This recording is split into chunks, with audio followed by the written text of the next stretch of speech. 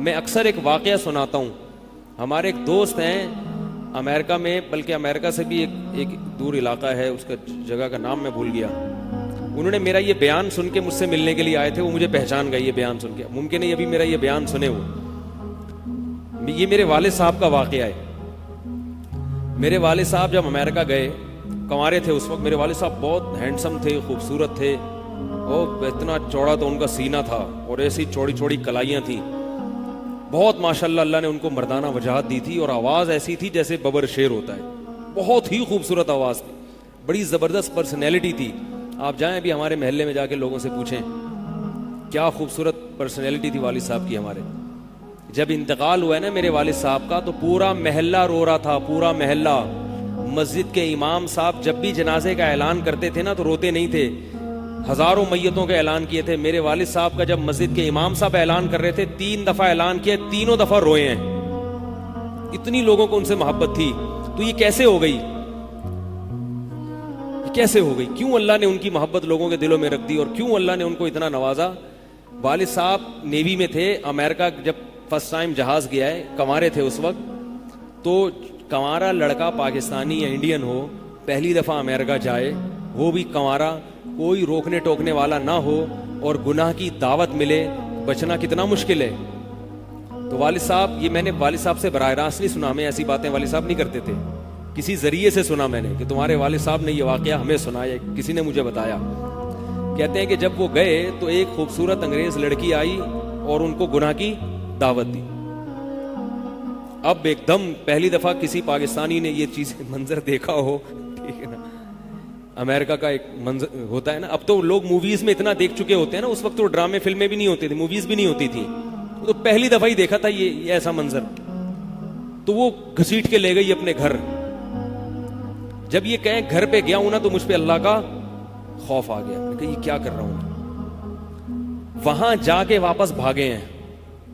ادھر پہنچنے کے بعد وہ عورت غصہ ہو رہی تھی کہ اگر تم نے یہ کام کرنا نہیں تھا تو میرے ساتھ آئے کیوں میرا خرچہ کرایا تم نے, کیوں خرچہ کرایا میرا. تو آدمی اور شرمندہ ہو جاتا ہے نا کہ یار. تو والد صاحب کہتے ہیں کہ میرے دل میں خیال آیا کہ میں نے زندگی میں کبھی یہ گناہ نہیں کیا, اور میں یہاں پہلی دفعہ آیا ہوں, اگر میں اس گناہ میں پڑ گیا اللہ کی نظر مجھ سے ہٹ جائے گی. واپس بھاگے. بڑا مشکل ہوتا ہے ایسے موقع پہ. اس وقت ان کی عمر ہوگی 22 یا 23 سال, زیادہ سے زیادہ 24 سال ہوگی. تو بھاگے ہیں واپس.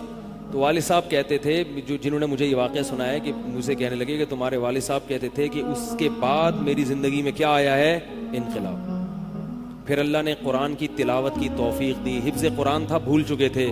روزانہ ایک قرآن پڑھنے کا معمول بنا پھر, تاکہ قرآن دوبارہ یاد ہو جائے. جہاز پہ 3 سال امامت کی, داڑھی بڑی رکھ لی ماشاءاللہ. اور پھر اتنی عزت اللہ نے ان کو دی. اللہ نے ان کے, ہمارے سب بھائی ماشاءاللہ داڑھی والے ہیں, سب بہنیں شرعی پردہ کرتی ہیں, سب بھابیاں پردہ کرتی ہیں. گھر میں کیا آ گیا پورا, حالانکہ اس وقت شادی نہیں ہوئی تھی, لیکن یہ اثرات کہاں منتقل ہوئے ہیں, خاندان میں, پورے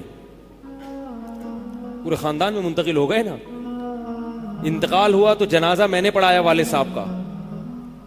اگر اللہ نہ کرے اس برائی میں پڑ جاتے, ہمیں پتا چلتا کہ ہمارا باپ ایسا ہے, تو ہم ایسے ہوتے. ویسے تو ابھی بھی کوئی اتنے نیک نہیں ہے, لیکن گیٹ اپ تو ہے نا. گیٹ اپ تو اللہ نے مولویوں والا دے دیا نا, تھوڑے تھوڑے تو دیکھنے کی حد تک تو نیک بنا دیا نا. ایسے نہیں ہوتے ہم. تو یہ جو برکات ہیں یہ نسلوں میں منتقل ہوتی ہیں, نسلوں میں.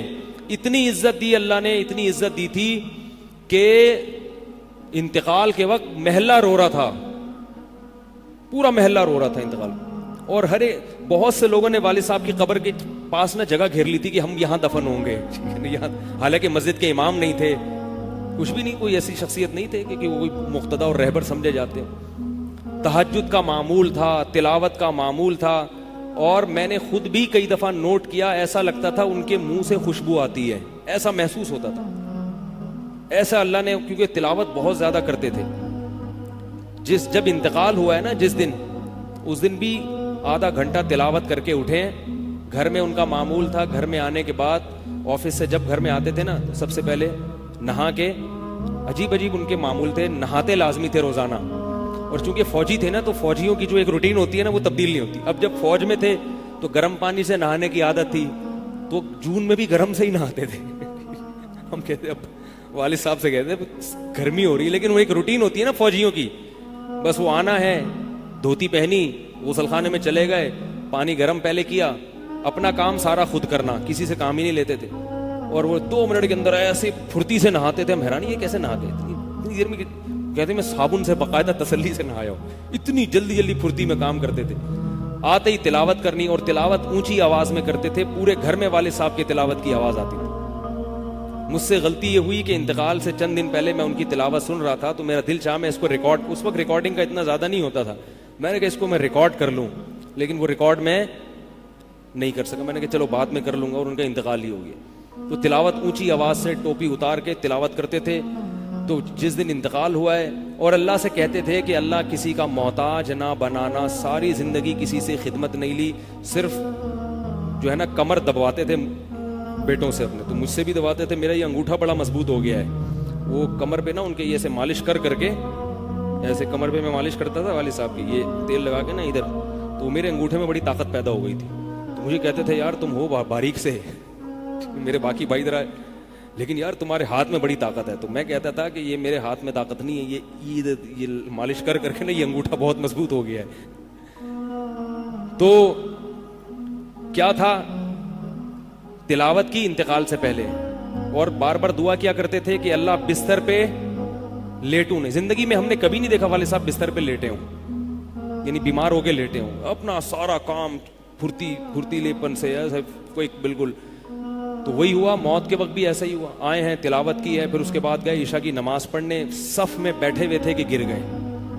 صف سے اٹھا کے ان کو ہاسپٹل لے کر گئے ہیں, نماز کی اقامت ہو رہی ہے, اور وہیں اٹیک ہوا, اور وہی ان کا قبر کا سفر تھا. کتنی اچھی موت دی اللہ تعالیٰ نے, کہ ایک دن کیا ہوا, بارش میں بھیگتے بھیگتے آئے ہیں گھر میں, اور فوراً نماز کے لیے گئے. تو والدہ نے کہا کہ بھائی ابھی بارش ہو رہی ہے. انہوں نے کہا اللہ بولے گا آفس سے یہاں تک پہنچ گئے, اور اب یہاں سے مسجد تک نہیں جا رہے, اللہ کو بھی منہ دکھانا ہے.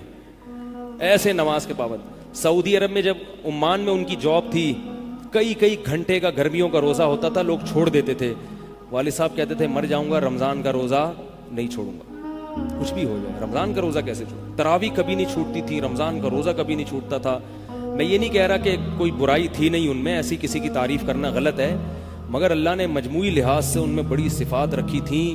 یہ صفات کیسے پیدا ہوئیں, اللہ نے ایک برائی سے بچنے کی توفیق دے دی. تو میں نے یہ اچھا, تو اسی میں ان کی موت واقع ہوئی ہے, اور رات کو 12 بجے انتقال ہوا. ان کے سارے کام ایسے ہوتے تھے, موٹے موٹے کام اور چپکے, شو بازی کا بالکل بھی شوق نہیں تھا ان کو. حج, ہمارے محلے سے جب کوئی حج کرنے جاتا تھا نا, 6 مہینے پہلے اعلان ہوتا تھا فلاں صاحب حج پہ جا رہے ہیں, لوگ پہلے سے آ کے نا ان سے دم کروانا. اب تو لوگ بہت حج پہ جاتے ہیں, اس وقت یہ 25 سال پرانی بات کر رہا ہوں میں, تو اس وقت حاجی کی بڑی ویلی ہوتی تھی. حج پہ جو جانے والا ہوتا تھا نا, لوگ اس سے پہلے سے ماشاءاللہ حج پہ جا رہے ہیں. ہمارے امام صاحب پوری رننگ کمنٹری شروع کرتے تھے اسپیکر پہ, اب وہ حج پہ جانے والے ہیں, اب ان کا نام آ گیا ہے. جنازے کی بھی رننگ کمنٹری ہوتی ہے ہمارے محلے میں, اللہ امام صاحب کی مغفرت فرمائے, انتقال ہو گیا ان کا بھی. اس کو لوگ کہتے تھے یہ رننگ کمنٹری شروع کر دیتے ہیں. جنازے کی چارپائی اٹھ چکی ہے, تمام حضرات سے گزارش ہے کہ جنازہ گاہ میں پہنچ جائیں. اب جنازہ گھر سے نکل چکا ہے, میت کو غسل دیا جا چکا ہے, عیدی سینٹر سے لاش گھر میں آ چکی ہے. پوری نا کمنٹری ہوتی تھی.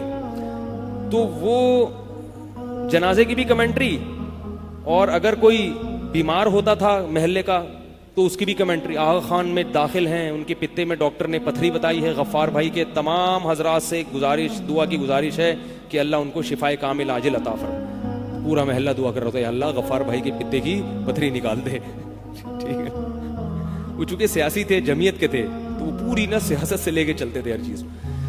تو والد صاحب اب جب حج پہ جاتا تھا کوئی, تو اس کی پھر وہ جب حاجی صاحب آتے تھے ان کا بڑا استقبال. ہمارے والد صاحب کو یہ چیزیں پسند نہیں تھی. والد صاحب حج کر کے گئے پتہ ہی نہیں چلا, اور واپس کسی کو بولٹن مارکیٹ میں ملے. اس نے کہا ہم نے تو سنا تھا آپ حج کرنے گئے ہوئے ہیں. والد صاحب نے کہا میں بھی ابھی آیا ہوں. میں نے کہا ذرا بولٹن مارکیٹ سے ذرا ٹچ کرتا ہوا گھر چلو. ایک تھیلا تھا ان کے پاس, اسی تھیلے میں حج بھی ہو رہا ہے. پوری دنیا دیکھی تھی والد صاحب نے, پوری دنیا کا سفر کیا. بتاتے تھے کہ چین اور آسٹریلیا یہ 2 ملک ایسے ہیں جہاں میں نہیں گیا, باقی دنیا کا کوئی ملک ایسا نہیں ہے جس میں میں گیا نہ ہوں. لیکن اتنی سادگی کہ آپ کہیں گے کہ شاید یہ کبھی انڈا موڑ بھی نہیں آئے ہوں گے. کوئی شوبازی نہیں تھی, ایسے چپکے سے گئے ہیں اور حج کر کے چپکے سے واپس. شہرت پسند نہیں تھی, بالکل پسند نہیں تھی شہرت. تو کوئی بھی کام ہے بس آرام سے چپکے سے کر لیا. ختم قرآن کے موقع پر ہمارے امام صاحب نا سب کو بلاتے تھے. ہاں بھائی, اب تو والد صاحب کو پسند نہیں ہوتا تھا کہ نام لیا جائے میرا, تو یہ چیز لوگ ان کی پسند کرتے تھے. تو ان کی موت بھی ایسے ہی ہوئی ہے چپکے سے. رات 12 بجے انتقال ہوا, میں مدرسے میں تھا, ہم لوگ پہنچے, ہم تو حیران ہو گئے یہ کیسے ہو گیا بھائی ایک دم.